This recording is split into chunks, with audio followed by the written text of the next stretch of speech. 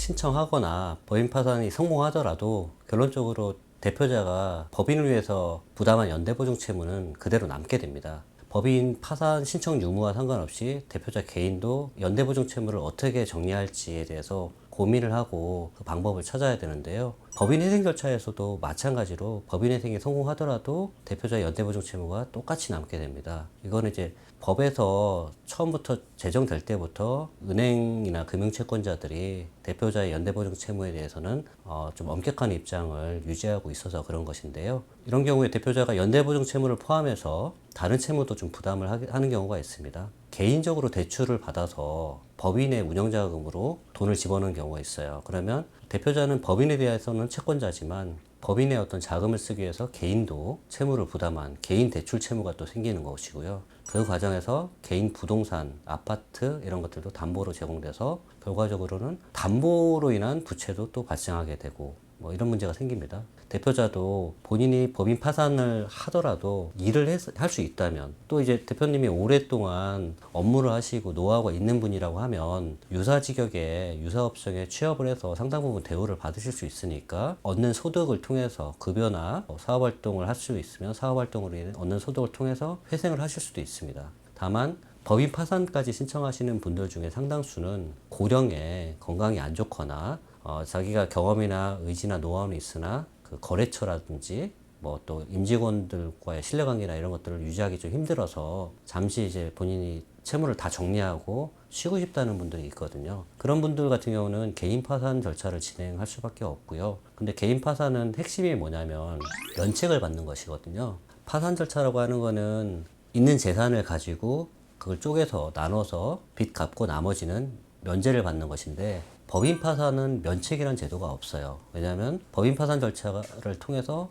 재산 통해서 채무 변제하고 나면 법인은 없어지는 것이거든요. 근데 개인 같은 경우는 개인 파산을 진행한다고 했을 때 개인은 여전히 살아남고 건재하기 때문에 채무에 대한 부분을 탕감을 받는 면책 결정을 받아야 되는데, 가끔 대표님 개인분들 중에 이 면책에 대한 허가나 불허가에 대한 고민 없이 개인 파산 면책을 알아보시거나 신청하시는 분들이 있거든요. 대표님 같은 경우는 배우자가 있을 것이고 그 배우자 명의로 아파트가 있다든지 심지어는 뭐 부동산이 있다든지, 제가 뭐 상담했던 분들 중에 처음에 몰랐는데 일을 이제 수임해서 일을 진행해 보니까 배우자 명의 별장이 2개나 있어가지고 그런 경우도 있었단 말이에요.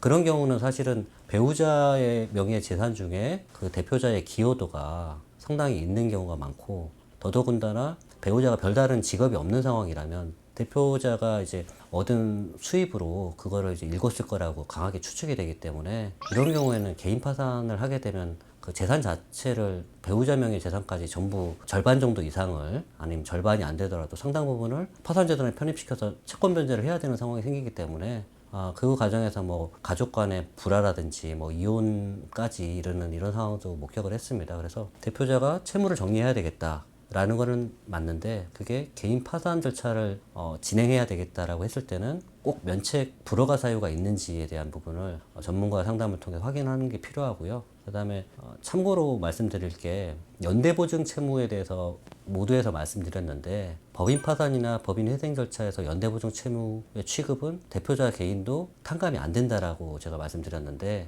채권자가 이제 3군데인 경우에는 좀 특수해요. 거기가 신용보증기금, 기술보증기금, 중소벤처기업진흥공단이라고 해서 이 3군데서 어떤 보증서나 대출을 받을 때 연대보증을 제공한 대표자 같은 경우는 법인회생이 인가된 경우 또는 법인 파산이 끝난 경우에는 그만큼 대표자가 채무를 탕감받아요. 그러니까 이 3군데의 채무가 많은 경우에는 법인 회생 절차나 파산 절차를 원활히 잘 수행하면 대표자의 채무도 상당 부분 조정이 되더라. 참고로 일반회생이라고 해서 채무 규모에 따라서 10년 동안 변제를 해야 하는 걸로 해서 회생 절차를 진행하는 게 있는데요. 담보채무 15억 원 초과 또는 무담보채무 10억 초과인 경우에는 일반회생이라는 절차를 진행해야 되고, 담보채무 15억 원 이하이고 무담보채무 10억 원 이하인 경우에는 개인회생이라고 해서 3년간만 변제하는 절차를 진행할 수 있는데요. 법인 연대보증채무 중에